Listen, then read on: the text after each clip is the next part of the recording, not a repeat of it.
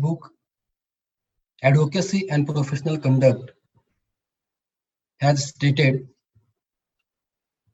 and I quote, more than a judge, a lawyer stands for justice as he pleads for it. I unquote. It is said that legal profession is a noble profession because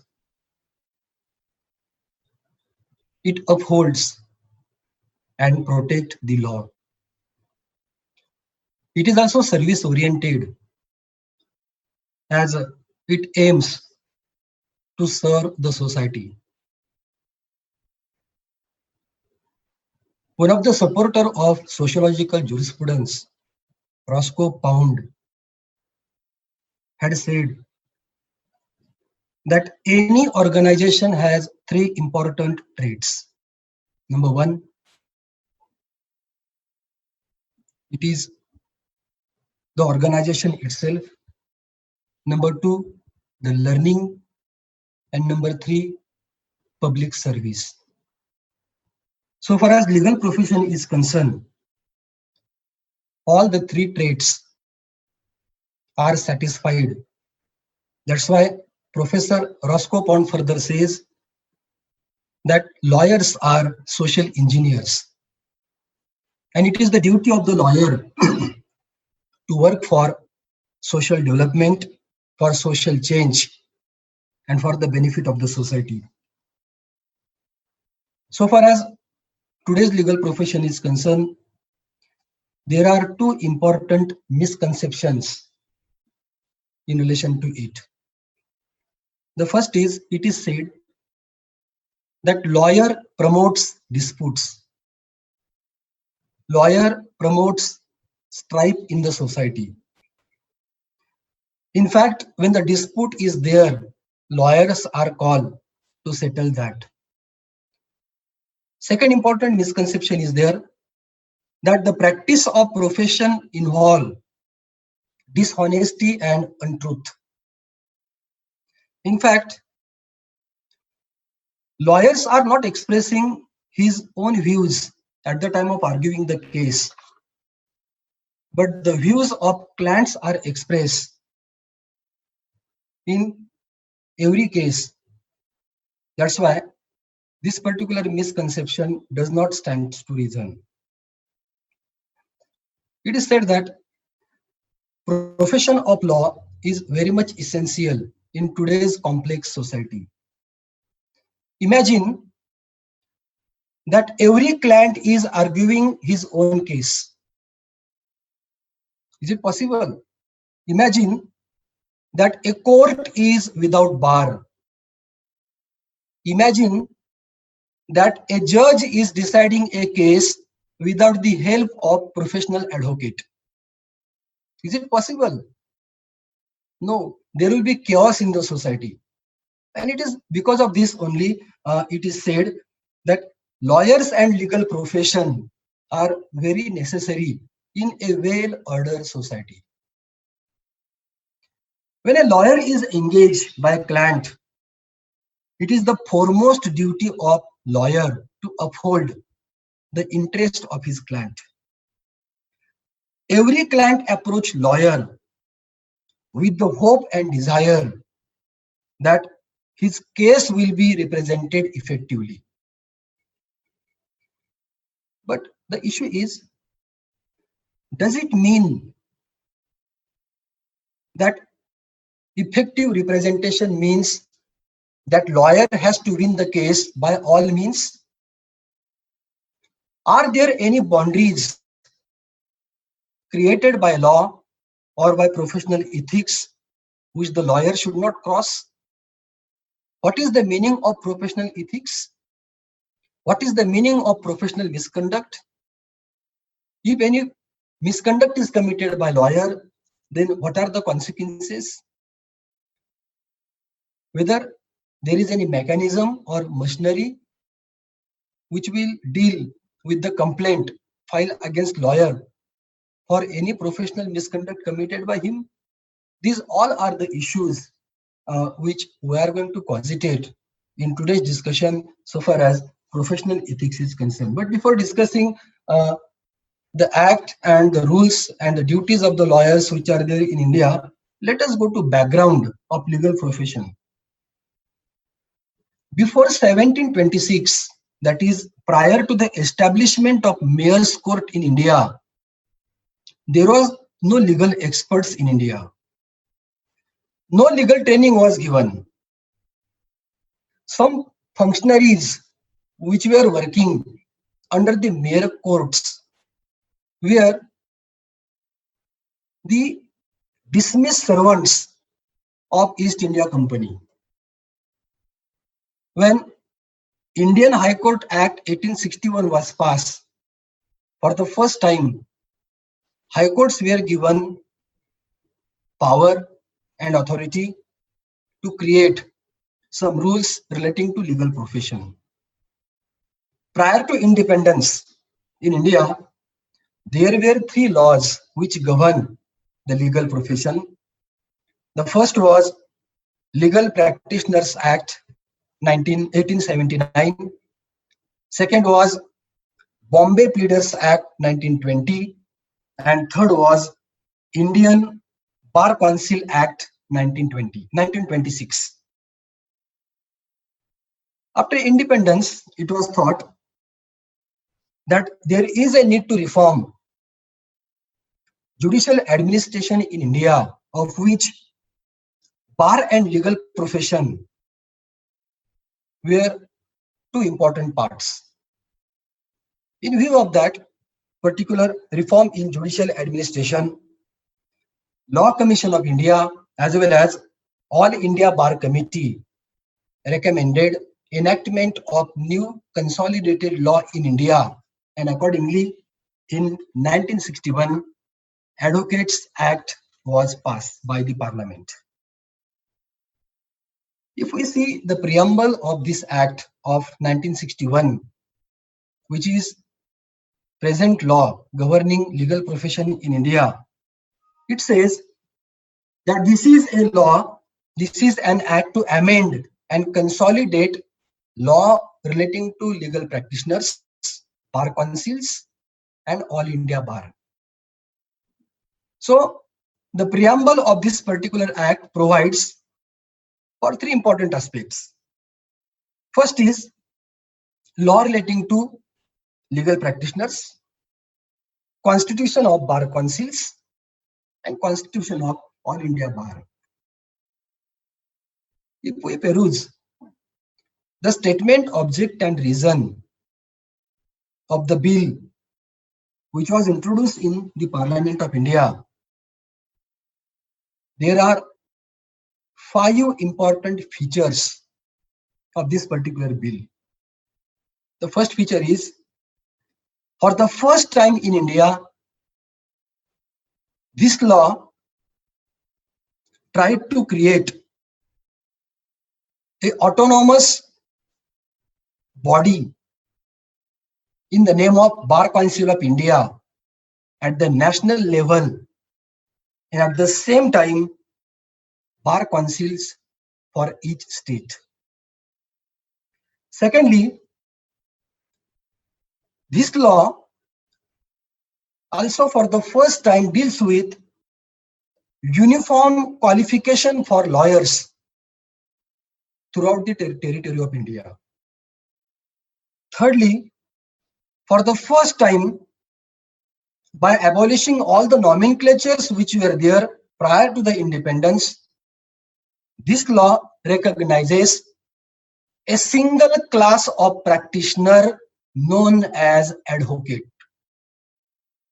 Fourthly, this law also deals with rights of advocates to practice law. And fifthly, this law also recognizes the division of advocate between senior and other advocate on the basis of merit. Now, before discussing the machinery which has been created by this act, the duties which are created by the rules framed by Bar Council of India under section 49 of the act, and even the liability of advocate under law of tort, even under the present act, and even under the areas which are defined by Honorable Apex Court in the form of collective professional misconduct, it is essential to discuss one jurisprudential aspect in relation to professional ethics. The entire topic of professional ethics and advocacy rotates around three important jurisprudential concepts. That is the concept of right, concept of duty, and concept of liability. Coming to first aspect, concept of right.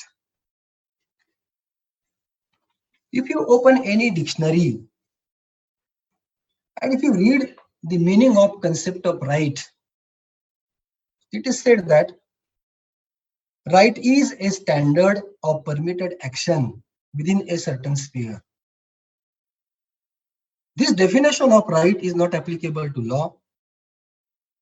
And if we see some of the important definitions which are given in jurisprudence, so far as the authorities were concerned, the definition of Salmond is very important. And he says, I quote, right is an interest recognized, protected, and enforced by law. When a person is having right,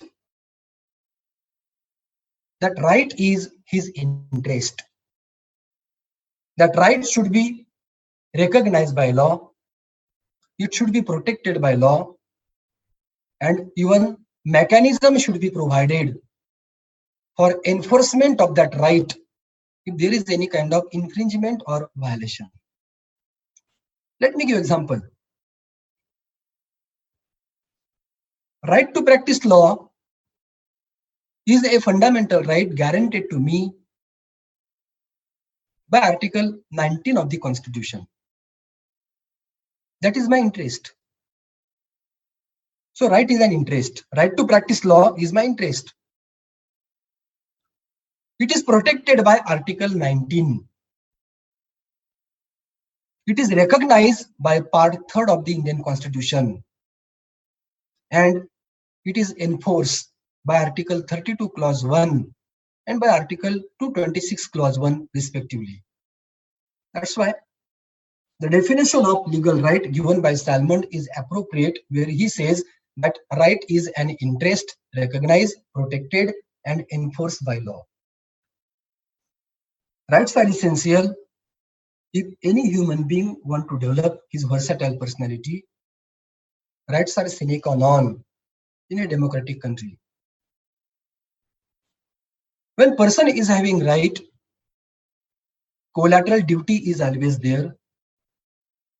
When collateral duty is always there, it is expected that a person will discharge his duties properly.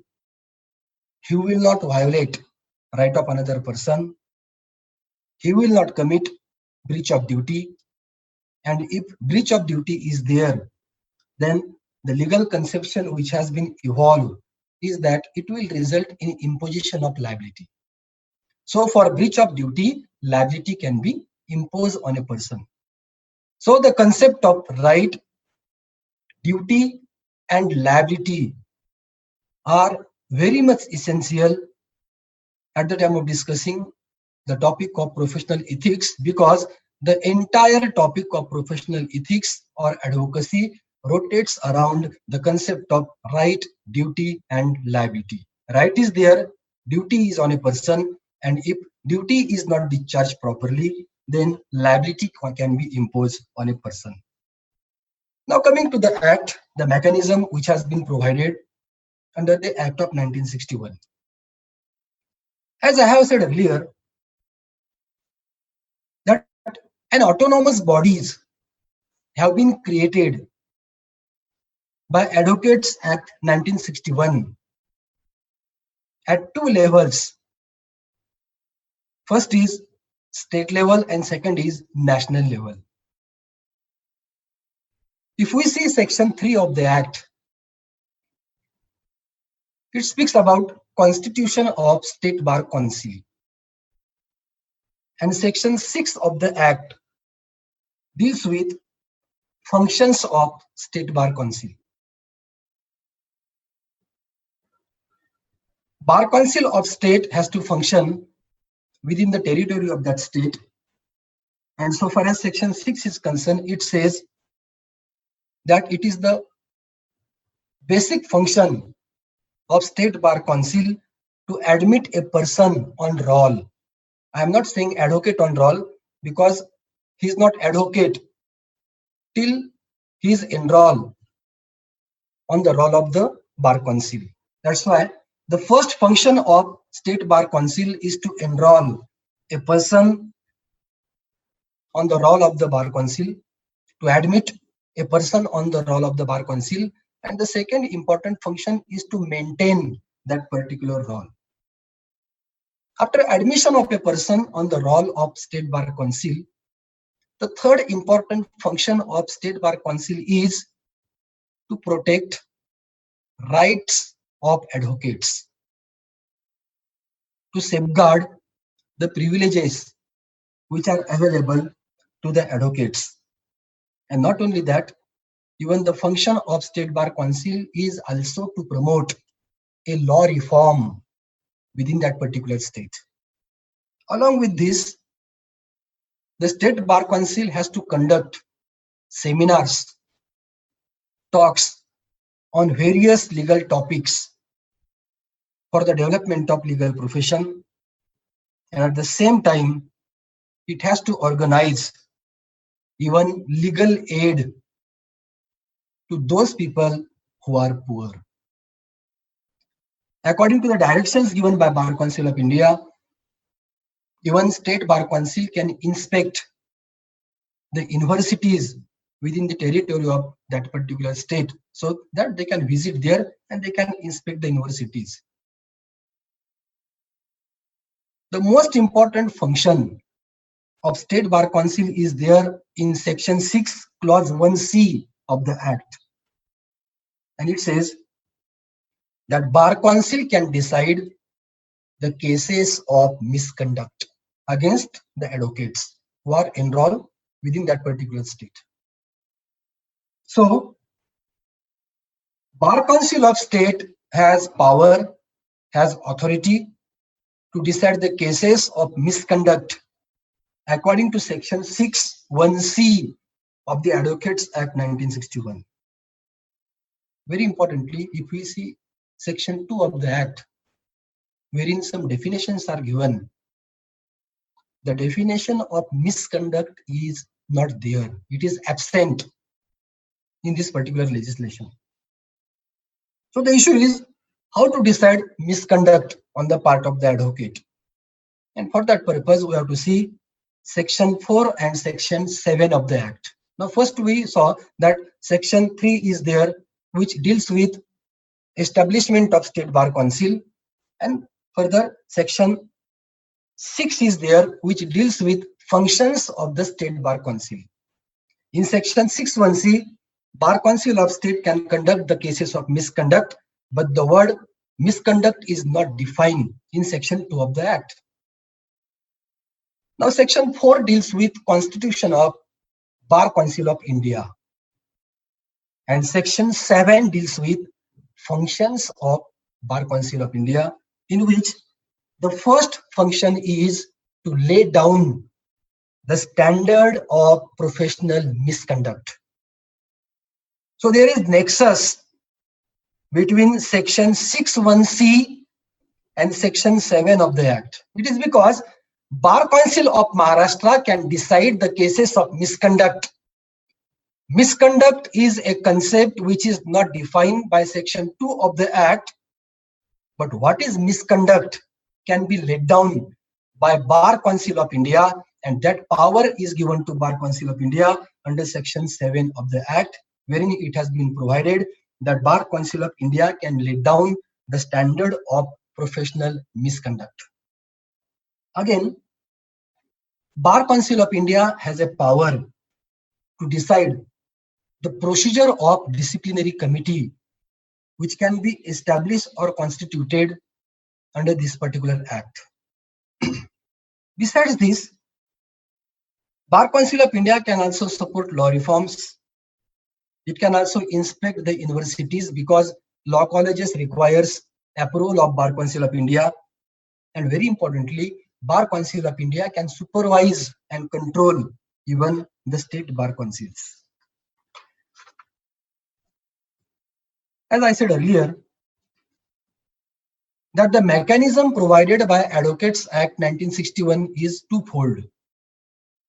That is, at the state level, State Bar Council, and at the national level, Bar Council of India. Only two mechanisms are provided by this particular act with a view to control and regulate legal profession in India.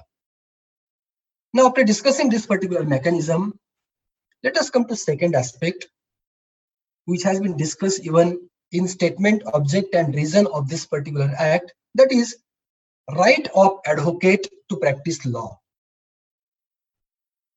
There are four important sections in Advocates Act 1961 which deals with rights of advocate to practice in India. First is section 24, second is section 29, third is section 30, and fourth is section 33 of the Act.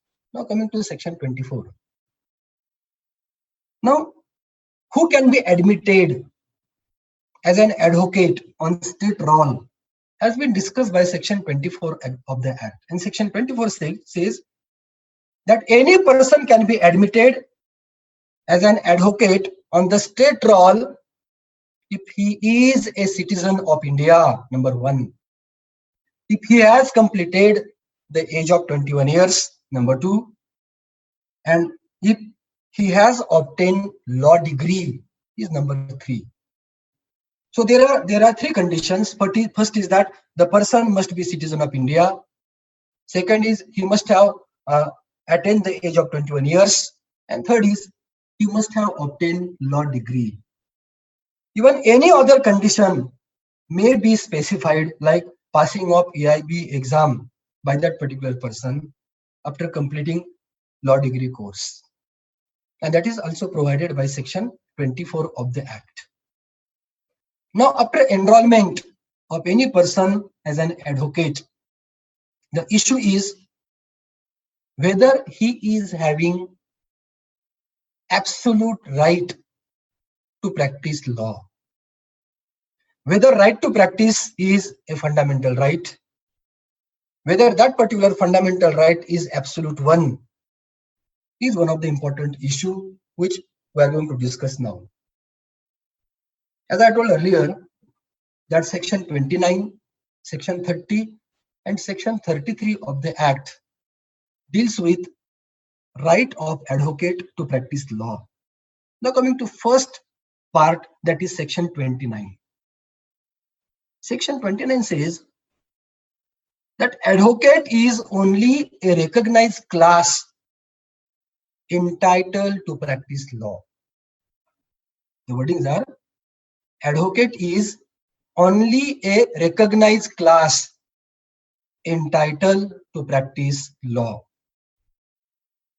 Section 30 says further that advocate is having right to practice law in all courts, including Supreme Court of India and even the tribunals which are established throughout the territory of India. And section 33 further says that only a person who is enrolled as an advocate is entitled to practice.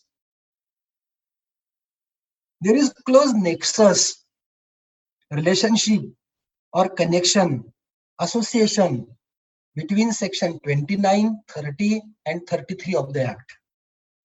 Section 29 says that advocate is only a recognized class entitled to practice. Section 30 says that advocate is entitled to practice law in all the courts within the territory of India, including Supreme Court and all the tribunals, which are quasi-judicial bodies. But the condition is there in section 33 of the Act, which says that a person must be enrolled with the Bar Council of the state, then only he is entitled to practice law. Now the question is, there are various occasions wherein even the apex court has held that right to practice law is a fundamental right. But the issue is where this particular right is absolute one. And for that purpose, Supreme Court of India has decided one landmark judgment in 2012. I will tell the citation, that is N.K. Bajpayee versus Union of India, 2012, volume 4, SCC, page 653. In Bajpayee case, the issue was whether right to practice law is a fundamental right. And Supreme Court of India held in negative, wherein court held that right to practice is not absolute one, but it is a restricted right. And these restrictions and limitations can be there imposed by Advocate Act 1961 or any rules framed by Bar Council of India under section 49 of the Act. So the issue is clear now that right to practice law is not absolute, but this right is subjected to some reasonable restrictions which can be imposed by the Act or by the rules framed by Bar Councils. Now coming to another important aspect, as I have discussed earlier, that is duties of advocates. As I said earlier, that rights and duties are parallel. Advocates are also under the duty to perform their rights properly and not to commit any kind of breach of duty. As we discussed earlier, section 7 of the Act, wherein Bar Council of India has power to lay down the rules of professional misconduct. Bar Council of India has framed rules of professional misconduct under section 49, clause 1C of the Advocates Act 1961, because section 49 1C empowers Bar Council of India to lay down rules relating to professional misconduct. In chapter 2, part 7 of BCI rules, rules of professional misconduct has been prescribed.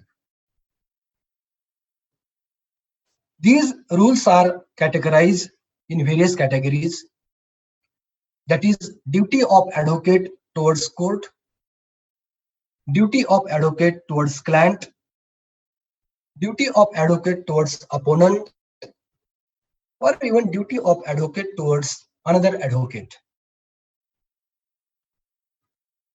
Coming to first aspect, duty of advocate towards court.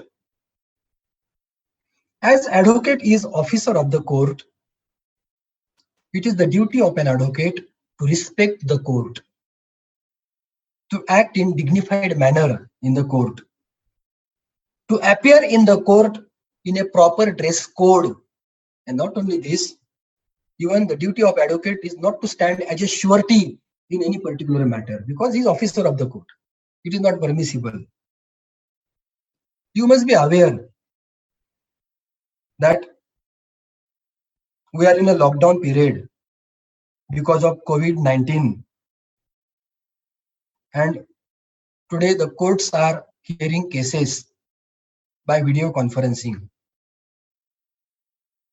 We have discussed one of the duty of advocate towards court, that is duty to appear in proper dress code and uniform.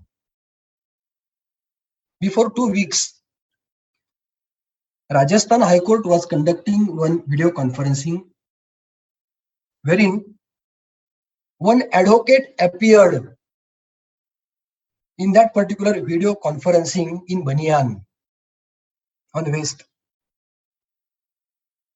Justice S.P. Sharma of Rajasthan High Court was aggrieved because of that conduct of advocate and he adjourned that particular matter, and he directed High Court Bar Association of Rajasthan to convey, to direct all the lawyers within the state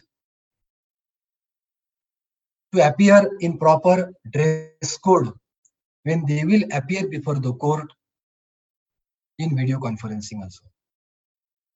So some duties are there which are framed by Bar Council of India, which are towards the court, which the advocate is bound to follow, like respecting the court, like acting in court in a dignified manner, appearing in court in proper dress code, not to stand as a surety, and even some other duties are also there.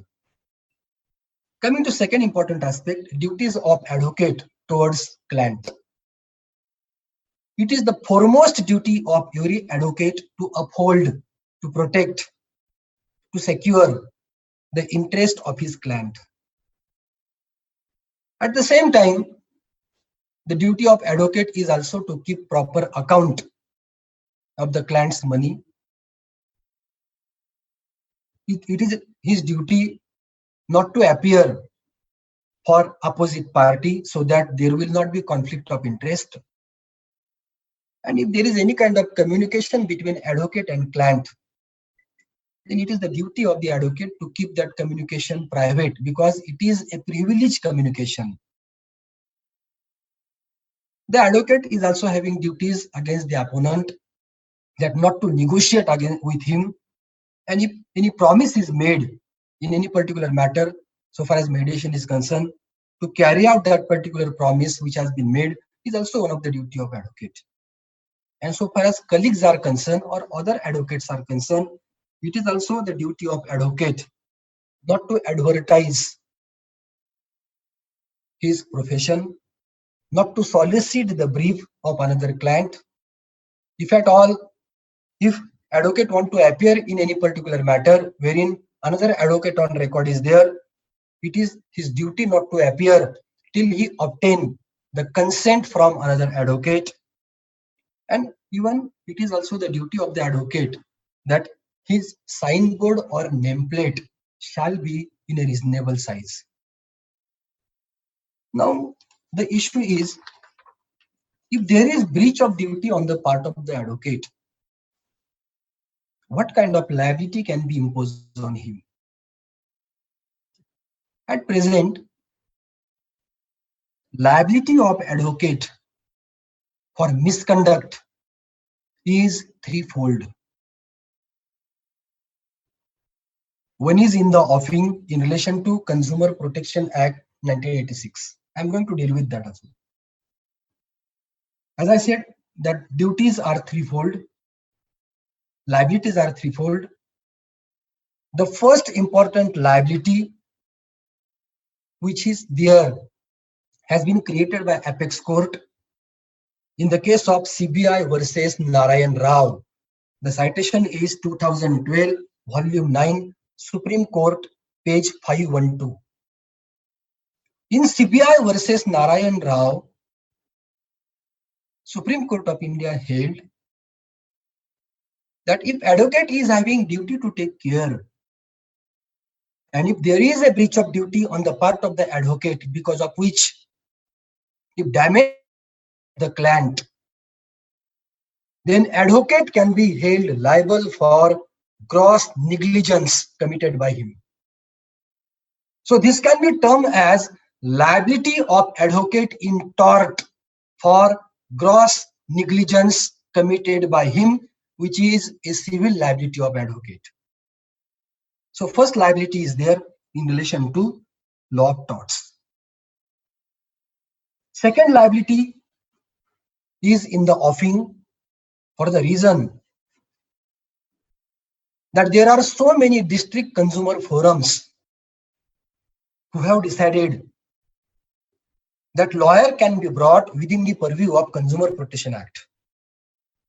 Section 2G of that Act of 1986 defines deficiency in service, and Section 2O deals with contract of personal service. In 1995, when Indian Medical Association versus Shanta was decided by Supreme Court of India. Supreme Court of India clarified that deficiency of service is applicable in case of doctors, and patient is a consumer within the meaning of Consumer Protection Act. So, dealing with the case of services which are rendered by advocate, even the National Consumer Forum has also held that advocate can be brought within the purview of Consumer Protection Act. But in appeal file in Supreme Court of India, in Bar of India Lawyers versus D.K. Gandhi, Supreme Court of India has stated that particular matter. And now the issue whether advocate is liable under Consumer Protection Act or not is pending before Honorable Supreme Court of India. It may happen in future that advocate may be brought within the ambit, within the purview of Consumer Protection Act 1986. So gone were the days wherein doctrine of caveat emptor was there. Today, the law is governed by Consumer Protection Act 1986, that is, let the buyer beware. Sorry, let the seller beware. That is doctrine of caveat emptor. The person who is giving services has to take care while giving that particular service. And if there is any kind of deficiency in that, he may be held liable. So caveat emptor is now replaced by caveat venditor, and the person giving services has to take care that another person is not cheated by him, or another person is not suffering any kind of loss or damage due to the negligence committed by him or due to the deficiency in service committed by him. Now, as I said earlier, that liability of advocate is threefold. First is under law of tort for gross negligence. Second is in the offing, that is in the pipeline, so far as pending issue before the Supreme Court of India is concerned. And third important aspect is in relation to liability under Advocates Act 1861 for professional misconduct committed by advocate. Now, so far as practice and procedure of professional misconduct is concerned, or even the issue of disciplinary committee, how the matters are tried before that particular committee, I'm not going to discuss that particular aspect, as Honorable Ashish Deshmukh sir is going to deal in second session. But I will take only cursory glance of the statutory provisions which are there in Advocates Act 1961. The first provision is in section 35, that is disciplinary power of State Bar Council. If a professional misconduct is committed by advocate, then State Bar Council is having disciplinary powers under section 35 of the Act. And if professional misconduct is there, then State Bar Council is authorized to impose punishment on that particular advocate in the form of reprimand, samaj dene, or in the form of even suspension of his sanad, or even in the form of removal of his name from the state roll. Three kind of punishments are there. First punishment is lighter one, but remaining two punishments, that is suspension and removal of the name from the state roll, are serious one, are grave one. If State Bar Council has not decided the matter which is pending before it within 1 year, then according to section 36A of the Act, that matter is automatically transferred to Bar Council of India. Even under section 36 of the Act, Bar Council of India is also having disciplinary powers, and it can also conduct the cases of professional misconduct. If a matter is tried by a State Bar Council under section 35 of the Act, And if the advocate is found guilty of professional misconduct, then that advocate is entitled to file appeal before Bar Council of India under section 37 of the Act.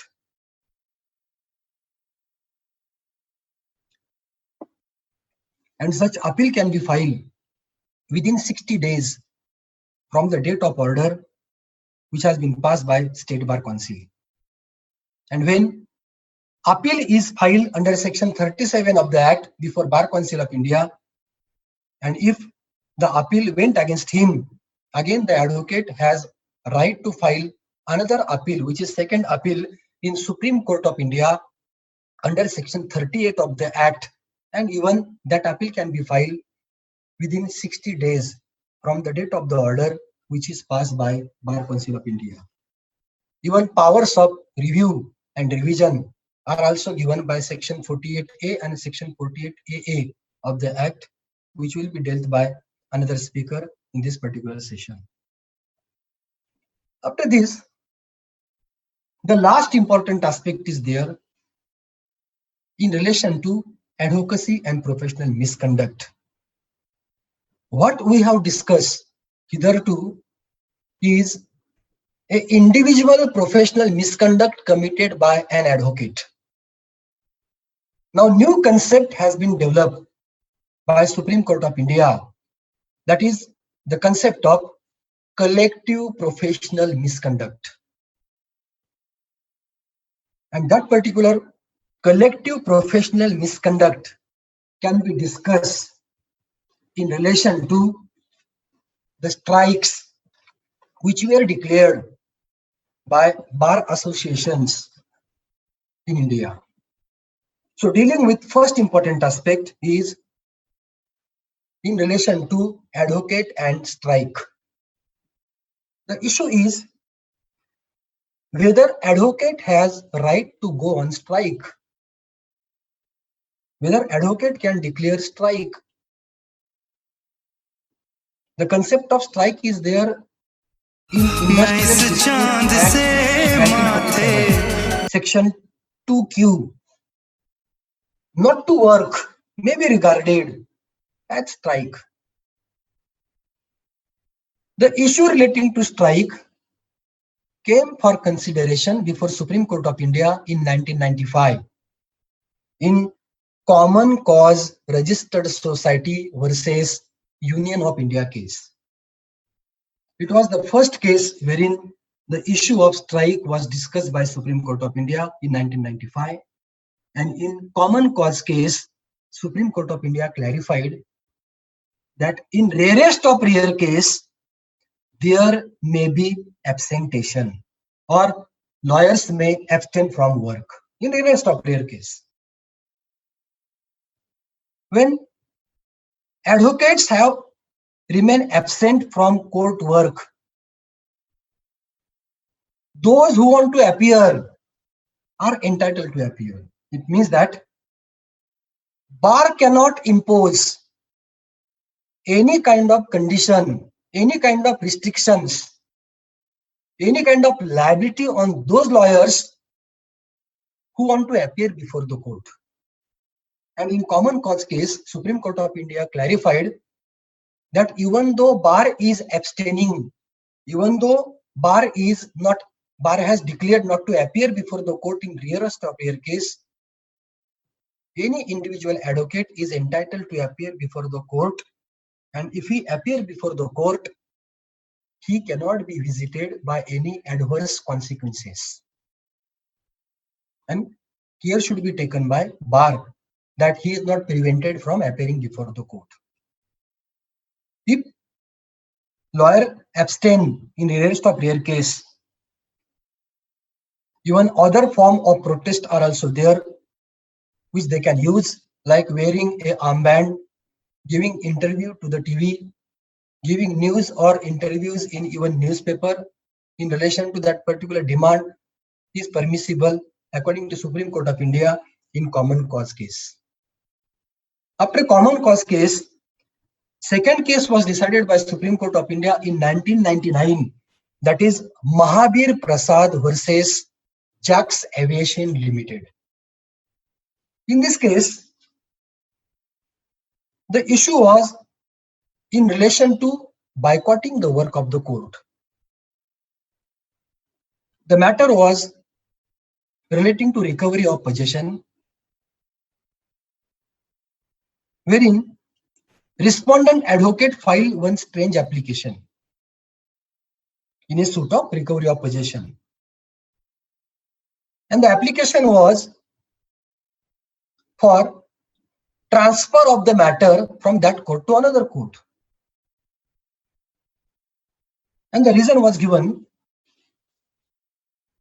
that as the Delhi Bar Association has boycotted work in this particular court, respondent advocate don't want to appear. So matter should be transferred to another court. Supreme Court of India held that if advocate don't want to appear, he shall give up his engagement. And filing of application that we want to transfer this case to another court because Bar Association has boycotted the work in the court is impermissible, is illegal. So Mahabir Prasad case of 1999 was second attempt wherein Supreme Court of India impliedly said that strike is not permissible. But still strikes were continued in India, and in 2001 Supreme Court of India decided third case in relation to strike, that was Roman Services versus Subhash Kapoor. In Roman Service case, it was a tenancy matter. Respondent advocate did not appear in the court because there was a strike called by lawyers. So matter was heard ex parte, and ex parte decree was passed by the court. Later on, respondent advocate filed application for setting aside that decree, which came to be rejected before trial court. Appeal was filed in High Court. Even High Court also rejected the application, and matter reached to Supreme Court of India. In Roman Services case, Supreme Court of India allowed the application, but at the same time, court imposed cost not only on the client, but even on the concerned advocate also. And the third instance is there in the form of Roman Service case, wherein Supreme Court of India has clarified that right to strike is not there, or strike is not permissible so far as legal profession is concerned. Common cause case, Mahabir Prasad case, and Roman Service case tried to explain that advocate cannot go on strike. But again, strikes were there in India by lawyers, and Supreme Court of India in 2003 tried to settle the law relating to strike in the landmark case of Captain Harish Uppal versus Union of India.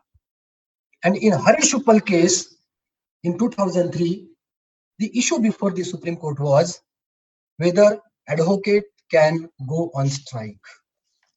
And Supreme Court of India held in negative. So Supreme Court of India held that advocate has no right to go on strike. But at the same time, Supreme Court of India clarified that in rarest of rare case, absentation of 1 day is permissible.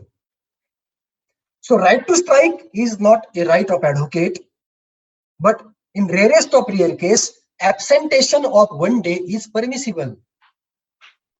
That too with the permission of the chief judge of that particular court. So if Pune Bar want to go on absentation of 1 day, then they have to take permission of principal district judge of Pune court. So absentation is permissible for 1 day, but permission of chief judge of that court is necessary, was clarified by Supreme Court of India in Harish Uppal case. And if permission is not given, then even absentation of one day is also illegal. Supreme Court again clarified in Harish Uppal case that even though there is absentation of one day, any advocate who is willing to appear before the court is entitled to appear. And if he appear before the court, there shall not be any kind of adverse consequences against him. Bar Association cannot hold him liable for anything if he want to appear before the court. And court further clarified in Harish Uppal case that when there is absentation of one day with the permission of the chief judge, despite that, court cannot be closed on that day. So court working will be there.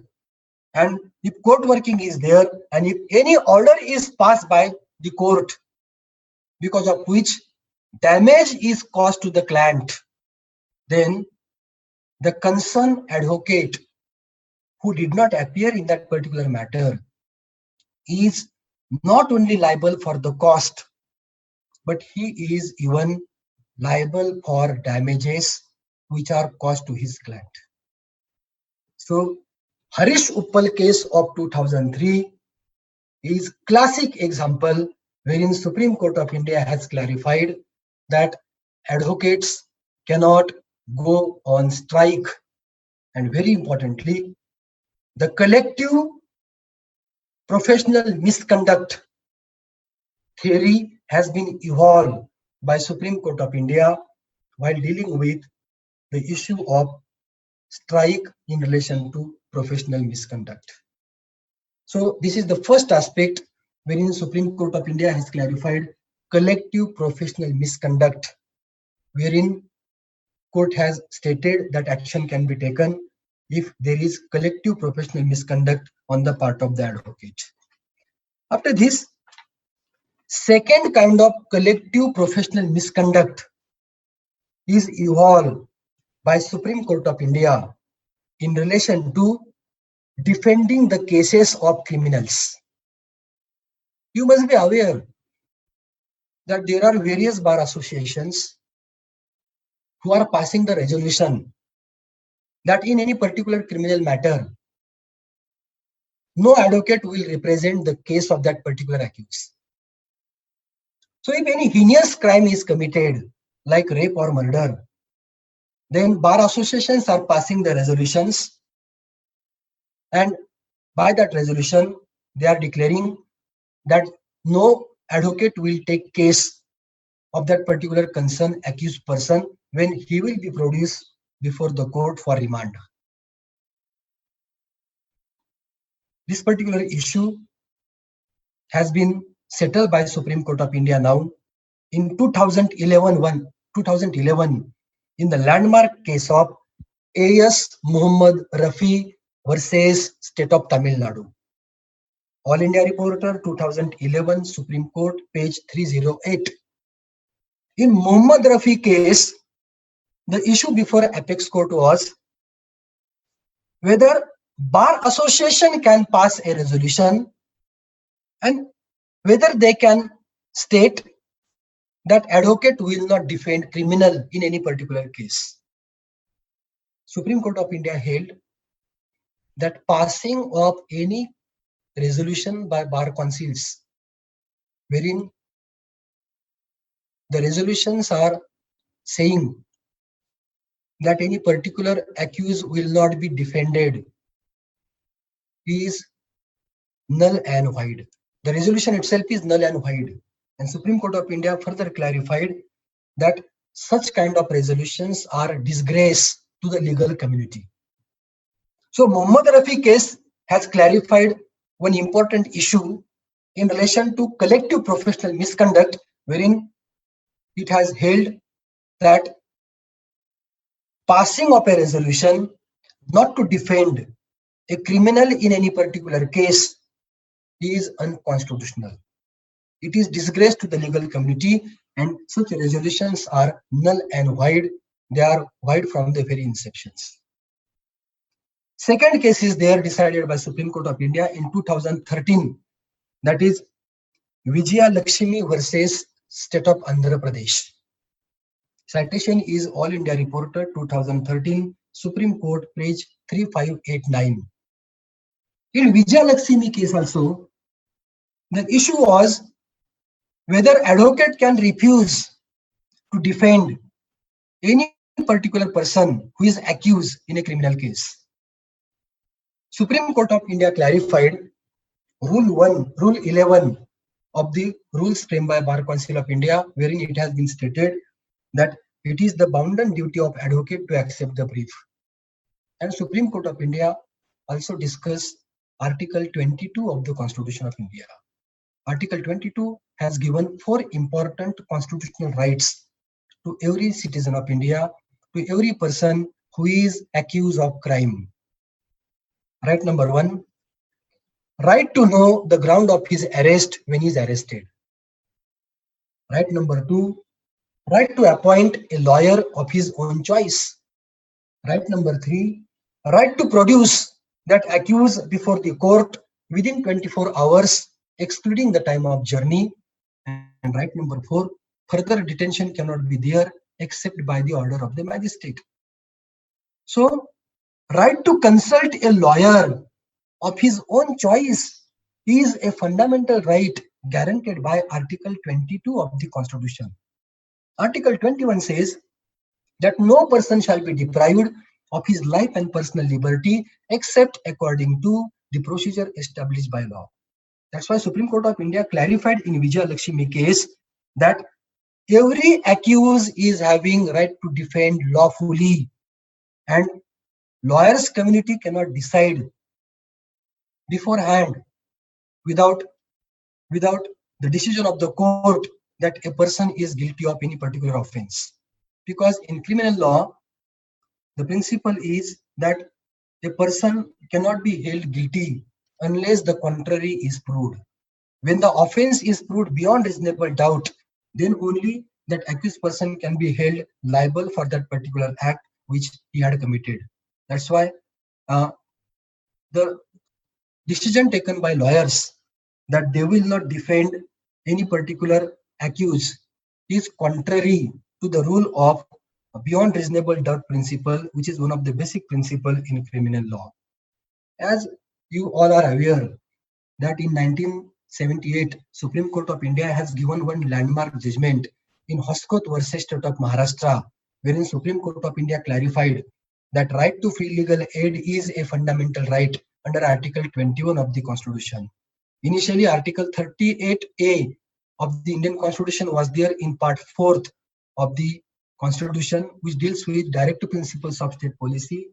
Article 39A and 38 was not enforceable in the court of law because of Article 37. But when Hoskot versus State of Maharashtra was decided by Supreme Court of India in 1978, Supreme Court of India has clarified that right to free legal aid is now a fundamental right under Article 21 of the Constitution. Again, in 1981, Khatri versus State of Bihar was decided by Supreme Court of India, wherein it was held that right to free legal aid is a fundamental right under Article 21. And on the basis of these decisions given by Supreme Court of India, in 1987, Parliament has passed the Legal Services Authority Act 1987, wherein right to legal aid has been provided. That's why in Vijaya Lakshmi case, Supreme Court of India held that decision taken by lawyers community not to defend any particular accused person in a criminal case is against the mandate provided by Article 22 of the Constitution as well as Article 21 of the Constitution, and it is not permissible. So, not to defend an accused person in criminal case is a collective professional misconduct committed by lawyer community, which is not permissible. So, Supreme Court of India has tried to evolve various new concepts within the meaning of professional misconduct, wherein a new concept of collective professional misconduct is also there. And while discussing the concept of professional ethics and advocacy, we should discuss that in the light of right, duty, and liability, which is a concept of jurisprudence and which is closely related to the topic which we are discussing. I am very much thankful to Bar Council of Maharashtra and Goa for giving me an opportunity to discuss the basic ideas which are there in the Advocates Act 1961 in relation to the professional ethics. Thank you very much. Thank you, sir. I request Advocate Anushka Shrestha, Madam, Coordinator, to please express vote of thanks to Anbule, sir. Hello. Yes, ma'am, you're audible. Yes. On behalf of Bar Council Maharashtra and Goa, it is my honor to express vote of thanks to Advocate Dr. Rajendra Anbule sir for explaining what is a misconduct, what is a professional ethics, and what kind of collective misconduct is. I feel that all the participants and new practitioner will get an idea how to conduct the cases without considering the strikes and how to deal with the clients. What is their duties? Thank you, sir. Thank you so much. Thank you, madam. Our next resource person, as we are having two speakers session today, our next resource person, Ashish Deshmukh sir, is here. I request Advocate Sujata Madam, coordinator, to please introduce our eminent speaker, Ashish Deshmukh sir. Yes, thank you, Sujit. Hello, everyone. Now, as we start the new session, I would like to take honor of welcoming our new resource person, Sri Ashish Deshmukh sir, from Pusad, Yavatmal. May I? Honorable Sri Jay Jaibhave sir, all the respected colleagues in the Bar Council, all the coordinators of this program, the Secretary, Honorable Sri Praveen Ranpise, the Assistant Secretary Sri Sharan Bagul, and all my dear participants. First of all, I would like to thank Honorable Chairman, Vice Chairman, and Honorable Jayant Jaibhave sir for giving me this opportunity to have some words with you. Friends, this is my first lecture after a long gap. In the year 2012, I have delivered a lecture on professional ethics and misconduct. But while dealing with this topic, I have conducted so many disciplinary proceedings as a Bar Council member. And therefore, my colleague Bar Councillors asked me to share my experience with all the new lawyers who have entered in this profession recently. Friends, first of all, I would like to congratulate all of you for joining this noble profession. Today, I am going to tell you the provisions of the Advocate Act, more particularly Section 35, which looks very small, but it is very much important for all of us. Friends, Chapter 5 of the Advocates Act consists of Section 35 to Section 44. It is regarding the conduct of the advocates, and it is very much useful for us, all of us, because the conduct of the advocate is not the conduct of a common man, but it is a person who is having qualified experience and a specialized person. Friends, advocacy is a profession and not a business. We have to maintain the certain standards, intellectuals. Hello. Hello. Hello. Hello. Host has. No, sir. नाही नाही Yeah, I am. तुमचा video गेलाय. नाही त्याच्यावर लिहिलेलं आहे host has stop your video असं मला लिहून आलं. अरे No, sir, it is there. Ask to start video. आता बघा सर. एक मिनिट बघा आला का? Yes. Yes. Sorry sir. Okay, no problem. Friends, advocacy is a profession and not a business. We have to maintain certain standards, intellectual and ethical, for the dignity of the bar and better services to the society. Advocacy is not a vocation of or a private company, but it is an institution created by the state for public good. It is a branch of administration of the justice and not a mere money-making occupation. In our profession, money should not follow the work. Rather, work should follow the money. Money cannot be the goal of an advocate. And therefore, I would like to tell you that every advocate must possess 7 important and essential qualities. Number 1, honesty, means प्रामाणिकपणा. Number 2, courage, धाडस, तो धाडसी असला पाहिजे. Number 3, industry, means मेहनती, तो मेहनती असला पाहिजे. Number 4, wit, तो बुद्धिमान असला पाहिजे. Number 5, eloquence, जे त्याच्या बोलण्यामध्ये परिणामकारकता असली पाहिजे. Number 6, जजमेंट, निर्णय घेण्याची क्षमता त्याच्यामध्ये असली पाहिजे. आणि नंबर 7, फेलोशिप, म्हणजे तो बंधुभाव जपणारा असला पाहिजे. अशा प्रकारच्या 7 क्वालिटीज ज्याला आपण 7 लॅम्प्स ऑफ द ऍडव्होकेसी म्हणतो, त्या प्रत्येक ऍडव्होकेट मध्ये असल्याच पाहिजे असं माझं मत आहे. Day by day the nobility, greatness and the honor of the legal profession are declining fast. Some of us are converting our profession into a trade or a business, and to control such situation, Section 35 plays a vital role. Section 35 says that where on receipt of a complaint or otherwise a state bar council has reason to believe that any advocate on its roll has been guilty of professional or other misconduct, it shall refer the case for disposal to the disciplinary committee of the State Bar Council. Now, friends, here referring the case to the State Bar Council is mentioned, but the exact definition of the professional misconduct and other misconduct is not given. The Advocate Act as well as the Bar Council of India rules. And Supreme Court is also silent in providing the exact definition of the professional misconduct because of its wide scope.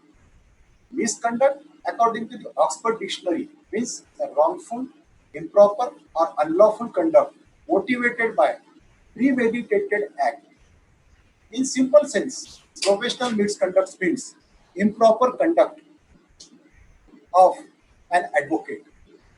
Honorable Supreme Court has opined that the word misconduct has no precise meaning and its scope and ambit has to be construed with reference to the subject matter and context wherein the term occurs. In order to attract the application of Section 35 of the Advocates Act, the misconduct need not be a professional misconduct only. It can be the conduct unconnected with the profession also.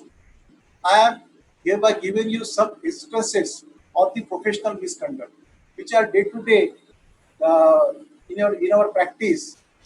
Some incidents are happening because of the negligence of the advocates. Number 1 is dereliction of the duty. म्हणजे कामामध्ये हायगाई करणं. एखाद्या वकिलाने जर त्याच्या कामामध्ये जर हायगाई केली तर त्याला त्या ठिकाणी त्याच्या कामात हायगाई केल्याबद्दल तो मिसकंडक्ट असू शकतो आणि त्याच्याकरता त्याला या ठिकाणी पनिशमेंट ही प्रोसिजरवर या ठिकाणी येणार आहे. सेक्शन 35 ही जी बार काउन्सिलची डिसिप्लिनरी जी कमिटी आहे ती कशा पद्धतीने काम करते याच्या संदर्भामध्ये मी आपल्याकडे येणार आहे. पण त्याच्यापूर्वी मला तुमच्यासोबत काही गोष्टी शेअर करायच्या आहेत त्या मी या ठिकाणी सांगतो. Professional negligence, continuous abstention from the court work amounts to professional negligence, which also amounts to misconduct.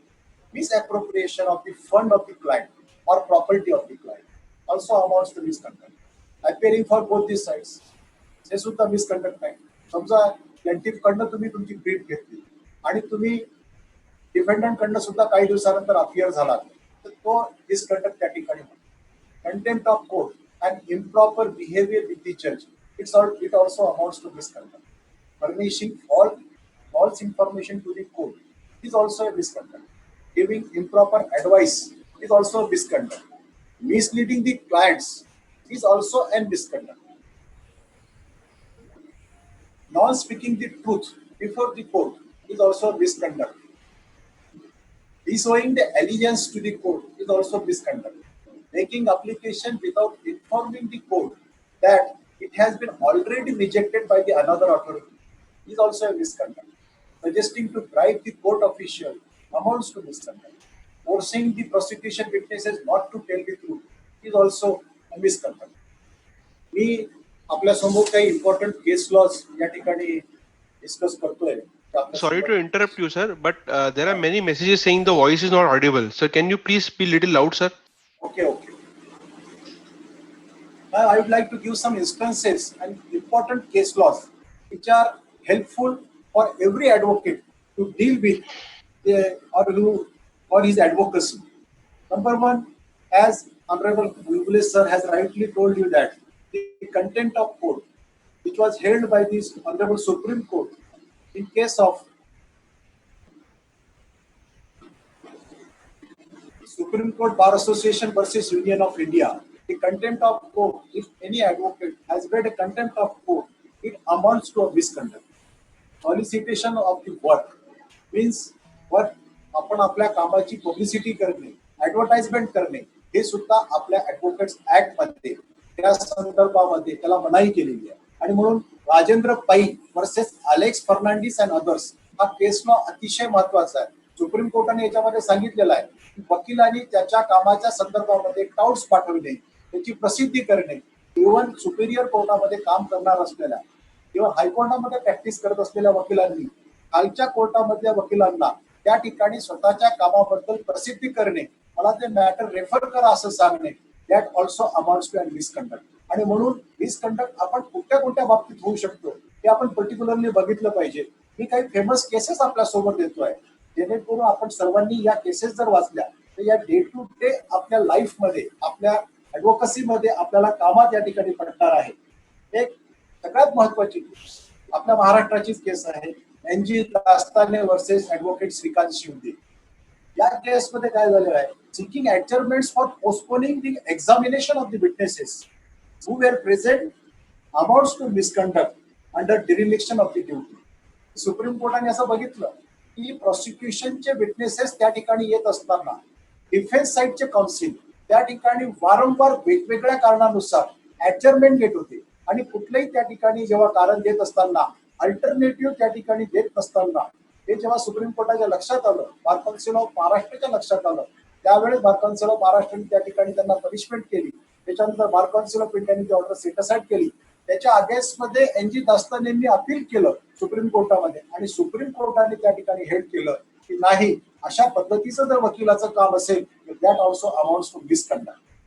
चौथं महत्वाचं, आताच अनगुले सरांनी सांगितलं, going on strike by an advocate Harish उप्पलची केस ही अतिशय महत्वाची आहे. आजकाल उठसूट कोणीही कोणत्याही कारणास्तव स्ट्राईक करायला सुरुवात झालेली आहे. माझी सगळ्यात जुनी ज्युनियर नवोदित वकिलांना विनंती आहे की आपण त्या ठिकाणी स्ट्राईकवर जात असताना आपण पहिल्यांदा बघितलं पाहिजे की ऍडव्होकेट्स ऍक्ट काय म्हणतो, सुप्रीम कोर्ट स्ट्राईकच्या संदर्भामध्ये काय म्हणतो. आणि म्हणून एक दिवसाचा त्या ठिकाणी ऍब्स्टेन्शन फ्रॉम दी वर्क हे अलाउड आहे, but with the prior permission of that chief जज of the court, even the prior permission of the state bar council. हे सुद्धा आपल्याला त्या ठिकाणी जर बार काउन्सिलने परमिशन दिलेली असेल तर आपण एक दिवसाचा as a token of protest म्हणून त्या ठिकाणी स्ट्राईक करू शकतो. पाचवं आणि महत्वाचं, failure to attend trial after accepting the brief. हे अतिशय महत्वाचं, हे तुम्हा सर्व नवीन वकिलांना या ठिकाणी सांगू शकतो. एकदा ब्रीफ तुम्ही त्या ठिकाणी एखाद्या क्लायंटकडनं ऍक्सेप्ट केली की त्या क्लायंटचं त्या ठिकाणी काम प्रामाणिकपणे करणं हे आपल्या सर्वांचं कर्तव्य आहे. आणि म्हणून तुम्ही जर त्या ठिकाणी ट्रायल जर अटेंड करण्यासाठी त्या ठिकाणी स्वतःला नाही उपलब्ध करून दिलं तर that also amounts to misconduct. अतिशय महत्वाचा आहे हा केस तुम्ही सर्वांनी नोट करून घ्या.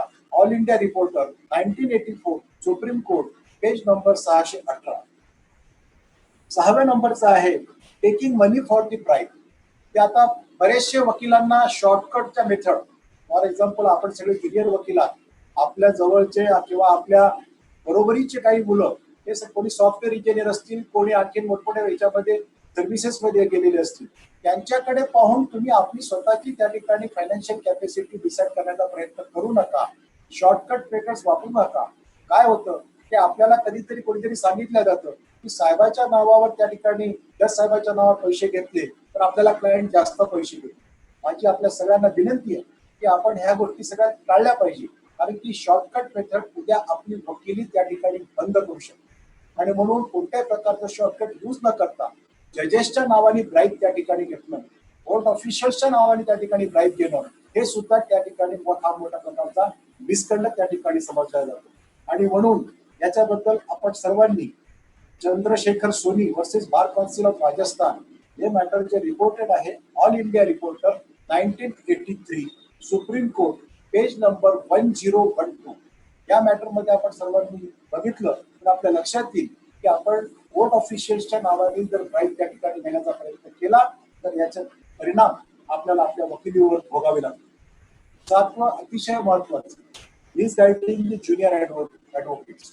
आपण सर्वजण ज्युनियर्स आपण प्रॅक्टिस करत असताना कुठल्या ना कुठल्या तरी सिनियरकडे अटॅच आहात आणि या सिनियरकडे अटॅच असताना आपल्याला त्या ठिकाणी काम करत असताना एखाद्या सिनियरनी जर आपल्याला चुकीचा सल्ला दिला आणि जाणीवपूर्वक चुकीचा सल्ला दिला जेणेकरून त्याला आपल्याला त्या ठिकाणी त्रास द्यायचा आहे तर आपण त्या ठिकाणी हा केस लॉ अतिशय महत्वाचा आहे. Harichandra Singh versus S.N. Tripathi all India reporter supreme court 1997 page number 879. याच्यामध्ये असं म्हटलेलं आहे की ज्युनियर ऍडव्होकेटला मिसगाईड करणं हा सुद्धा मिसकंडक्ट त्या ठिकाणी बनला गेला. अतिशय महत्वाचे ब्रीच ऑफ ट्रस्ट. आपल्या क्लायंटचा आपल्यावरचा ट्रस्ट त्या ठिकाणी ब्रीच करणं हा मिसकंडक्ट आहे. Bapurao Paithe versus Suman Bonde 1999 volume 2 supreme court cases page number 440. Number 9 failure to return document of the client. आपण एखाद्या पक्षकाराची ब्रीफ घेतली आणि त्याला असं वाटलं की तुम्हाला आता मला ब्रीफ द्यायची नाही मला नवीन वकील लावायचा. अशा वेळेस आपण जर त्याची ब्रीफ घेऊन घेतली आणि त्याला सांगितलं की तुझे कागदपत्र मी देत नाही आणि अशा व्यक्तीने जर बार काउन्सिलला जर तक्रार केली तर अशा परिस्थितीमध्ये prima facie that amounts to misconduct आणि आपल्या सर्वांची त्या ठिकाणी अशा करणाऱ्या वकिलाची एक तर सनद त्या ठिकाणी सस्पेंड होऊ शकते किंवा त्याचं removal of the name of the roll of the bar council त्या ठिकाणी करण्यात.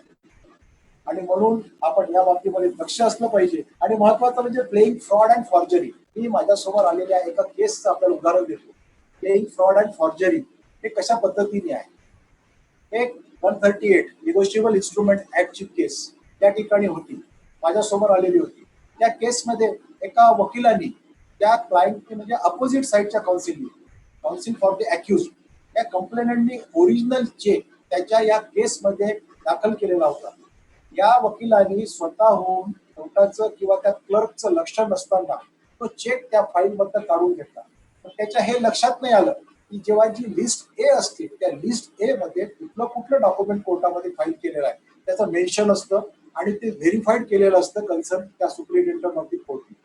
आणि सुप्रिटेंडंटचा त्याच्यावर रिमार्क होता की ओरिजिनल चेक या फाईलमध्ये कंप्लेंटंटनी फाईल केलेला. अशा परिस्थितीमध्ये तो नवीन वकील होता त्याच्या लक्षात नाही आलं.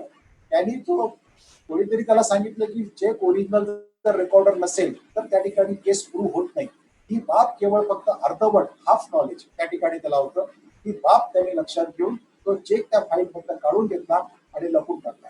ही गोष्ट जेव्हा कोर्टाच्या लक्षात आली कोर्टाने त्याला शोकॉज नोटीस दिली त्याच्या केसमध्ये ऍक्शन घेतली आणि ती फाईल वकिलाने घेतली असल्याचं प्रूफ त्या ठिकाणी आढळून आल्यामुळे त्या वकिलाच्या संदर्भामध्ये कारवाई करण्यासंदर्भात बार काउन्सिलला केस रेफर केली.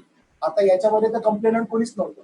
कोर्टाने सुमोटो ती केस त्या ठिकाणी रजिस्टर करून घेतली आणि बार काउन्सिलला रेफर केल्यामुळे त्या व्यक्तीच्या विरोधात आम्हाला त्या ठिकाणी मिसकंडक्टची कारवाई करावी लागली.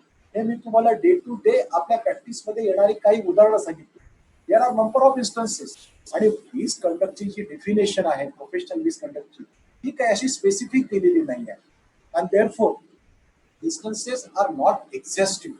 However, Supreme Court has witnessed widened the scope and ambit of the term misconduct in numerous instances. Therefore, friends, you should keep in mind that the definition of misconduct or professional misconduct is not exhaustive. Therefore, I appeal all of you that you should keep in mind the role and responsibility of an advocate Be careful while dealing with the client. Don't deal in a leisure manner. Don't use the word "sab kuch chalta hai." Think about all the consequences and remain the word that kuch bhi ho sakta hai. You should refrain yourself from any act which eroded the reputation of the profession to the opinion of the public. Now I am going to tell you the procedure which is followed by the State Bar Council in exercise of the powers under Section 35. When on receipt of the complaint or suo motu, a complaint is registered with the Bar Council, the complaint is referred to the single member committee, which is called as preliminary inquiry committee. This procedure is adopted only by the State Bar Council of Maharashtra and Goa, not by any other council. Because what happens, why this procedure has been, or why these rules are laid down by the State Bar Council? Because so many frivolous complaints are filed against the advocates in the Bar Council. And after so much time or after harassment to the advocates, if they found that the matters are of frivolous nature and the advocate was unnecessarily harassed by the complainant, and therefore the State Bar Council of Maharashtra and Goa has given the rules that there must be some scrutiny, and for that purpose every complaint has to be scrutinized by the preliminary committee. After referring or allotment of this complaint to the preliminary committee of a single member who is the elected member of the State Bar Council, that member issue notice to both the parties. After issuance of the notice, they ask him, both the parties, to appear before him personally and plead their case. After hearing both the sides, if that single member found that there is no prima facie case made out against the advocate of misconduct, or there is no material in the complaint of the complainant, then he straightway dismiss that complaint. After that, if he finds any substance or prima facie case of misconduct committed by the advocate, he prepare one report. That report is kept. He asks the concerned secretary to get this report before the full house for referring to the disciplinary committee. That report is placed before the next full house meeting. Full house means all the 25 members gathered in a meeting. That means a full house. Full house consists of all the members of the State Bar Council. That report of the preliminary committee is kept before the full house. After approval from the full house, that complaint is referred or allotted to the concerned disciplinary committee. There are numerous disciplinary committees in the Bar Council of Maharashtra and Goa. Region-wise disciplinary committee are formed. Disciplinary committee consists of 3 members. Number 1 member, 2 members are from the State Bar Council who are elected members, and 1 senior most advocate of that region. This disciplinary committee, after receipt of the complaint from the full house, start the proceeding. That proceeding gets initiated from the date of receipt of the complaint from full house to the disciplinary committee. Friends, after receipt of the complaint to the disciplinary committee issue notices to both the parties and ask them to file any additional statement or additional reply or rejoinder, if any, they want to file. After filing up all these reply, rejoinder, all these things, what happened? The Bar Council, the concerned disciplinary committee, frame issues whether the professional or other misconduct has been committed by the concerned advocate or not, and other remaining issues are also framed. Friends, what happens after framing of the issue? The matter is posted for evidence. After furnishing the evidence, both the parties, the matter is kept for final hearing, and after final hearing, the matter has been disposed of. The matter is disposed of, as Angule sir has rightly said, that in 4 ways the matter is disposed of. Firstly, if disciplinary committee finds no substance in the complaint of the complainant, after recording the evidence, straightway disciplinary committee has passed the judgment of dismissal. Second way, the reprimanded the advocate. Reprimanding the advocate is giving the, what you may say, a warning to the advocate, because minor type of mistake has taken place by the advocates. If the mistake was in the light of minor nature, then the advocate was warned by the concerned disciplinary committee and asked him not to do such things in future. Third thing is that suspension from the practice. Suspension from the practice for a particular period It depends upon the nature of the misconduct committed by the advocate. What type of nature, it differs from case to case. So, friends, another and most important punishment awarded by the Disciplinary Committee of the Bar Council is that removal of the name from the role of the advocate. And when once your name is removed from the role of the advocate, you will know where the advocate. Friends, this disciplinary committee of the State Bar Council is having the powers of the civil code, which are civil code is having under civil procedure, such as requiring the discovery and production of any document, summoning and enforcing the attendance of any person, and examining him on the court, receiving evidence on the affidavit, requisitioning any public record or copies thereof from any court or office, or issuing commissions also is the power of the disciplinary committee. Disciplinary committee of the State Bar Council has to decide or has to dispose of the complaint within the period of 1 year, because there is a specific time limit prescribed by the law as per section 36B of the Advocates Act. The disciplinary proceeding has to complete all the proceedings and dispose of the proceeding within the 1 year. If that proceeding is not disposed of within a period of 1 year, then it will get automatically transferred to Bar Council of India, and Bar Council of India will try that matter as in the similar manner as that of section 35 of the State Bar Council. But my friends, here I will tell you that there is no time limit prescribed for the disposal by the Bar Council of India. And 1 year time is given for the State Bar Council Disciplinary Committee. But there is no time limit fixed for the Disciplinary Committee of the Bar Council of India to decide or dispose of the said inquiry. And friends, I have seen so many advocates who are visiting Delhi for on various dates of attending those disciplinary proceedings, and they are fed up of all these things. So, friends, I would like to suggest you that we there should not be any act from your side of misconduct. मला तुम्हाला सांगायचं आहे की आपण सर्वांनी ही काळजी घेतली पाहिजे की मिसकंडक्ट आपल्या हातून त्या ठिकाणी कोणत्याही प्रकारचा होणार नाही. तो प्रोफेशनल असो किंवा अदर मिसकंडक्ट.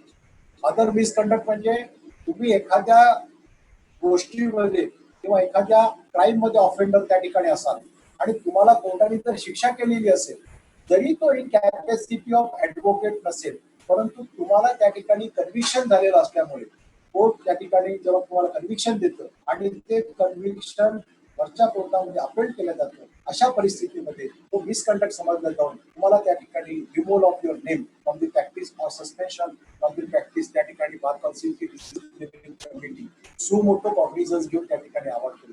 म्हणून conduct of every advocate is very much important for all of us. माझं असं तुम्हाला सांगणं आहे की आपण कंडक्ट आपला अशा पद्धतीने ठेवला पाहिजे. आता मी आपल्याला सांगू इच्छितो की एक ऍडव्होकेट हा एखाद्या दारूच्या दुकानावर जाऊन त्या ठिकाणी मोठ्या मोठ्याने गोंधळ करतो आणि त्याच्यावर त्या ठिकाणी कारवाई केल्या जाते.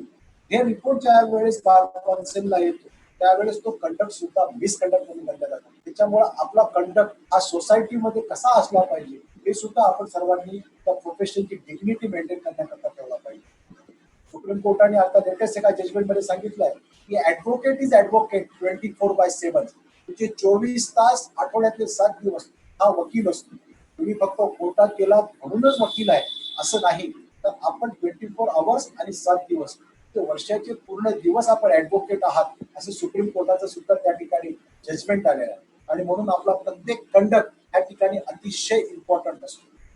ही डिसिप्लिनरी कमिटीच्या प्रोसिजरच्या संदर्भामध्ये मला तुम्हाला एवढंच सांगायचं आहे की हे डिसिप्लिनरी प्रोसिडिंगची प्रोव्हिजन या ठिकाणी याच्यासाठी केल्या गेलेली आहे की ऍडव्होकेट हा त्या ठिकाणी ऑफिसर ऑफ द कोर्ट म्हणलं जातो आणि ऑफिसर ऑफ द कोर्ट म्हटल्यानंतर त्याचं कंडक्ट हे सोसायटीच्या नजरेमध्ये अतिशय उच्च दर्जाचं असलं पाहिजे. आणि म्हणून या सिच्युएशनला कुठेतरी कंट्रोल करण्याकरता डे बाय डे आपलं जर प्रोफेशन त्या ठिकाणी काही कलिग्स, ही सर्वच जण नाही म्हणून, परंतु काही कलिग्समुळे संपूर्ण प्रोफेशनला त्या ठिकाणी दाब लागतो आणि म्हणून अशा प्रकारचे डिसिप्लिनरी प्रोसिडिंग्स बार काउन्सिलला त्या ठिकाणी कंडक्ट करावे लागतात. आता एखाद्या वेळेस ऑर्डर एखाद्या बार काउन्सिलच्या डिसिप्लिनरी कमिटीने पास केली आणि एखाद्या ऍडव्होकेटला वाटलं की नाही हा माझ्यावर झालेला अन्याय आहे आणि स्टेट बार काउन्सिलनी माझे हे पॉईंट्स त्या ठिकाणी कन्सिडर केलेले नाही, तर there is a remedy under section 37 that appeal lies to Bar Council of India against the order of the disciplinary committee of the state bar council. पण त्याच्यासाठी लिमिटेशन दिलं 60 days time from the date of communication of that order. तुम्हाला ती order त्या ठिकाणी बार काउन्सिलने communicate केल्यानंतर तुम्हाला ती जेव्हा प्राप्त होती त्याच्यानंतर 60 दिवसाच्या आत तुम्हाला त्या ठिकाणी अपील बार काउन्सिल ऑफ इंडियाला करावं लागतं आणि बार काउन्सिल ऑफ इंडियाला अपील आपण केल्यानंतर बार काउन्सिल ऑफ इंडिया ते अपील त्या ठिकाणी डिसाईड करतो आणि बार काउन्सिल ऑफ इंडियानी जर स्टेट बार काउन्सिलची ऑर्डर त्या ठिकाणी अपेल केली तर तुम्हाला सेक्शन 38 अनुसार बार काउन्सिल ऑफ इंडियाच्या ऑर्डरच्या अगेन्स्टमध्ये तेव्हा अपिलेट रेमेडी तुम्हाला आहे सुप्रीम कोर्ट. अनबोले सरांनी त्यांच्या लेक्चरमध्ये सांगितलं की त्या ठिकाणी सुप्रीम कोर्टाने अनेक जजमेंट असे पास केलेले आहेत जेव्हा बार काउन्सिलनी काही ठिकाणी लिनियंट व्ह्यू घेतलेला असताना जर कंप्लेनंट बार काउन्सिलच्या ऍडव्होकेटच्या अगेन्स्टमध्ये बार काउन्सिलच्या ऑर्डरच्या अगेन्स्टमध्ये सुप्रीम कोर्टमध्ये गेलाय तर बऱ्याचशा बार काउन्सिलच्या ऑर्डर्स त्या ठिकाणी रिव्हर्स झालेल्या आणि म्हणून सुप्रीम कोर्टामध्ये एकदा जर ऑर्डर गेली त्या ठिकाणी तर त्या ठिकाणी तुम्हाला जाणं त्या ठिकाणी ऍडमिट करणं हे अतिशय एक फार मोठ्या प्रकारचं एक कष्टप्रद असं काम आहे आणि म्हणून माझी आपल्या सगळ्यांना विनंती आहे की आपण सर्वांनी या ऍडव्होकेट्स ऍक्ट मधल्या 3 गोष्टी अतिशय महत्वाच्या लक्षात घेतल्या पाहिजे. ही पर्टिक्युलरली कॉमन ऍडव्होकेट आहे बिचारा, एका पाठीमागे काही फार मोठ्या प्रकारात असं भलंही नाही. त्या ऍडव्होकेटला मी सांगू इच्छितो की 3 डिसएडव्हान्टेज ऍडव्होकेट ऍक्ट मध्ये दिलेले आहेत आपल्या ऍडव्होकेट. माझ्या दृष्टिकोनातून मी आपल्याला एक्सप्लेन करण्याचा प्रयत्न करतो. नंबर 1, बार काउन्सिल ऑफ इंडियाच्या डिसिप्लिनरी कमिटीने एक bar council of state bar काउन्सिलच्या डिसिप्लिनरी कमिटी एकदा ऑर्डर पास केली, जजमेंट पास केलं, त्याच्या अगेन्स्टमध्ये तुम्हाला रेमेडी फक्त दिल्लीलाच बार काउन्सिल ऑफ इंडियामध्ये आपल्याला त्या ऑर्डरच्या अगेन्स्टमध्ये अपील आपल्या रिस्पेक्टिव्ह स्टेट बार आपलं हायकोर्टामध्ये नाही. की आपण जर विचार केला की बार काउन्सिलची ऑर्डर मी हायकोर्टामध्ये जाऊन चॅलेंज करतो तर अशा प्रकारचं कोणतंही अपीलचं प्रोव्हिजन बार ऍडव्होकेट्स ऍक्ट 1961 मध्ये दिलं. Number 2, ordinary course. प्रत्येक ऍडव्होकेटला सुप्रीम कोर्टमध्ये दिल्लीला जाऊन त्या ठिकाणी फायलिंग करणे, एखादा ऍडव्होकेट एंगेज करणे हे शक्य नाही आणि बार काउन्सिल ऑफ इंडियाच्या ऑर्डरच्या अगेन्स्टमध्ये जर आपल्याला सुप्रीम कोर्टात जायचं काम पडलं तर त्या ठिकाणी काम करत असताना सुप्रीम कोर्टामध्ये जाऊन आपलं अपील ऍडमिट करून घेणे हे सुद्धा एक फार मोठं द्राविडी प्राणायाम आहे आणि मी ऑर्डिनरी कोर्स हे कुठल्याही ऍडव्होकेटला कॉमन ऍडव्होकेटला शक्य नाही. आणि थर्ड आणि अतिशय महत्वाचं, मिसकंडक्टची प्रोफेशनल मिसकंडक्टची डेफिनेशन दिलेली नसल्यामुळे इतका वाईड स्कोप आहे की तुमची एखादी छोटीतली छोटी अनलॉफुल कृती किंवा कंडक्ट हा मिसकंडक्ट म्हणून किंवा प्रोफेशनल मिसकंडक्ट म्हणून त्या ठिकाणी कसा गणला जाईल हे सांगता येणार नाही, कारण की तिथं त्या ठिकाणी सर्व डोर्स ओपन आहेत आणि म्हणून कुठली डेफिनेशन कुठल्या जजमेंटमध्ये कशा प्रकारे येईल हे त्या ठिकाणी सांगता येत नाही. माझी आपल्या सगळ्यांना विनंती आहे की आपण सगळ्यांनी त्या ठिकाणी ऍडव्होकेट म्हणून काम करत असताना एक गांभीर्यपूर्वक आपले सगळ्यांचे कर्तव्य जसे आपल्याला सगळ्यांना माहिती आहे तशा आपल्या सगळ्यांचे ड्युटीज काय आहेत, आपले ह्या duties towards clients, duties toward courts, duties toward colleagues या सुद्धा आपण महत्वाच्या त्या ठिकाणी घेतल्या पाहिजे, त्याचा पहिल्यांदा अभ्यास केला पाहिजे. माझी आपल्या सगळ्यांना विनंती आहे की ऍडव्होकेट्स ऍक्टचं बेअर ऍक्ट कमीत कमी आपण सर्वांनी घ्यावं. सेक्शन 35 टू सेक्शन 44 हे प्रत्येक सेक्शन त्या ठिकाणी वाचावे म्हणजे आपल्याला कळून येईल की या ऍक्ट मध्ये दिलेले प्रोव्हिजन तुम्हाला लहान लहान दिसत असतील परंतु याचा परिणाम तुमच्या सोबतच्या भवितव्यावर पडणार आहे, तुमच्या सोबतच्या वकिलीवर होणार आहे आणि म्हणून आपण सर्वांनी ऍडव्होकसीच्या संदर्भामध्ये काम करत असताना प्रत्येकाने आपल्याजवळ ऍडव्होकेट्स ऍक्ट आणि ऍडव्होकेट्स ऍक्टचं सेक्शन 35 टू 44 ते चॅप्टर 5 हा गांभीर्यपूर्वक त्या ठिकाणी बघितला पाहिजे. सेक्शन पूर्ण 35च्या संदर्भामध्ये जी काही प्रोसिजर आहे तेवढीच सांगण्याचा रोल त्या ठिकाणी मला दिलेला होता Therefore, friends, while concluding my lecture, I suggest all of you to render services of good quality to the advocate and abide by all the code of conducts uh, laid down by the Bar Council of India rules. Thank you, friends, for patient hearing. Thank you, all of you, for patient hearing. Thank you so much. Sir, we have some questions. I request Anubule sir also to start his video. Sir, first question is, sir, it has been asked many times whether advocate can, sir, Ashish sir, whether Yeah, yeah. advocate can form a NGO for consumer-related education and resolution. Yeah, he can form NGO, but he cannot be an active partner in the said NGO. He should not gain money from that NGO. Okay, sir. So next question again, sir, this has been again asked time and again is regarding whether an advocate can work as a part-time professor in a law college. Part-time professor in a law college is a dispute pending before the State Bar Council. Bar Council has yet to decide on the said dispute. As soon as that dispute will be resolved by the laws of the Bar Council of Maharashtra and Goa, I will inform. And so next question has which is like asked around 10 times is regarding the can an advocate appear in a case where his family member is involved, or supposing the civil matter where a partition suit is an advocate is one of the plaintiff or defendant, can he appear in that case? He is personally party in the case. He can appear in the capacity in person only, not an as advocate. Okay, sir. And next question, sir. Yes, sir. Uh, Supposingly an advocate is involved in a criminal case, so whether he is getting a some special preference or he's just like any No, other no, no, accused. no, no, no. That is Just the like question. yeah, yeah. Everybody is similar in the eye of the law. Okay, sir. And sir, if another question is, sir, that advocate is the case is dragging not because of fault of the advocate, but due to the pendency of case in judiciary. And if for some after say 5 years, 10 years, the case is lost. So can the client sue the advocate for professional misconduct? If he files the complaint against the complaint of professional misconduct against the advocate in the State Bar Council, he is having an ample opportunity to collect the evidence, to collect the certified copies of the Roznama order sheet of the court, and file in support of his contentions before the State Bar Council. No, but can the advocate be responsible, sir? Because he is not responsible for the delay. The delay is on because of the court. So, what I am telling you, that the complaint is filed by the complainant. He can file the complaint, but whether there is a substance in the complaint or not, that has to be decided by the Bar Council. And that's why there is a scrutiny committee, preliminary committee in the State Bar Council, whether that complaint is having substance or not. After going through the order sheets of the preliminary committee of the Bar Council finds that where there is no delay on the part of the advocate, they straightway they dismiss that complaint. Sir, this next is regarding registration of law firm. Is it compulsory or No, no, it's compulsory? optional. It's optional. It's optional. Okay, sir. And I think, sir, this is regarding can advocate appear for both the parties in a No, petition no. for divorce by mutual consent? Yeah. But which you can say here the parties are from only one side. There is nobody from other side. No, the petition number one and petition two versus none. Mutual consent divorce petition. When you file divorce petition, petitioner there is only one petitioner. Petitioner number one is husband or wife. Petitioner number two is husband or wife versus none. Sir, a very relevant question, sir. Many times so happens that the advocate is not willing to go ahead with the case of a client on account of very varied reasons. So, what is a proper procedure to get discharged?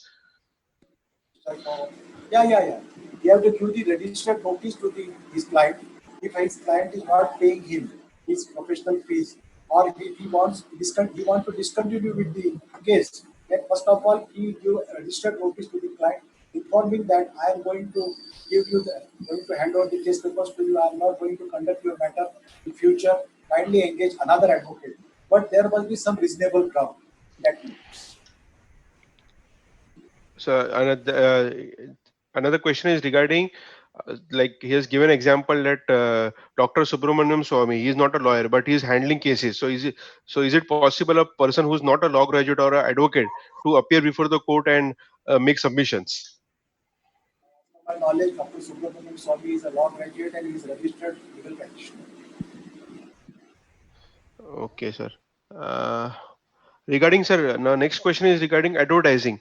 Advertising. So now there are many law firms for advertising, and so what is the recourse available to the advocates who feel that law firms being well equipped and they are having funds and resources? Therefore, can action be taken against such law firms? No, no. These rules and regulations are not applicable for the law firms. Sorry, sir. Law firms, law firms are a different thing, and individual capacity of the advocate is different. And sir, can a lawyer only do litigation work, or is permitted to non-litigation work also? Yeah, he can do all the work. No? I think, sir. Sir, can a lawyer form LLP with non-advocate as a partner to do consulting in investigation, legal training, and other resources? I have to go through the. I have to ask as an expert also. Yes, sir. I am not aware about this thing. Okay, sir. I think, sir, that takes care of all the questions, sir. On behalf of Bar Council of Maharashtra and Goa, I take this opportunity to thank you, Ashish Deshmukh, sir, for enlightening us on the Section 35 and disciplinary proceedings. I'm sure none of the participants present here will be part as one of the accused or one of the respondents in those cases. And all the participants will safeguard themselves, keep in mind all the points which Dr. Rajendra Armula sir and Ashish Deshmukh sir has passed on, and will ensure that the professional ethics are always observed. They will keep the professional ethics ahead, and then we'll think about other issues. Thank you very much, sir, for the enlightening lecture to both the resource persons. At this stage, it is very benefited to all the participants, and we hope they will follow the guidelines. Thank you, sir, and Yes, sir. that Thank is you. end of today's lecture.